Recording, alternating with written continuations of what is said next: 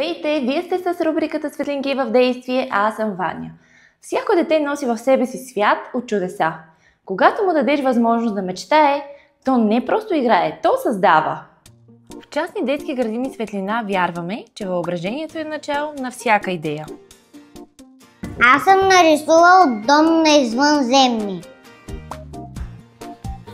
Тук има една къща, където живее едно чудовище и то сега е излязло да лови хора за призраците си, за да може да става по-силно и то има врагове и за да спечели битката.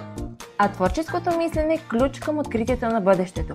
Затова ние не просто учим, ние мечтаем, рисуваме и разказваме. Най-хубавото място на света е вкъщи. Имало едно куче с много лош стопанин.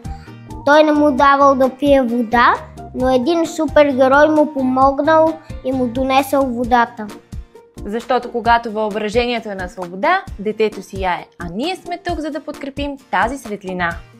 Чао от мен и ще се видим точно след 2 седмици. Здравей!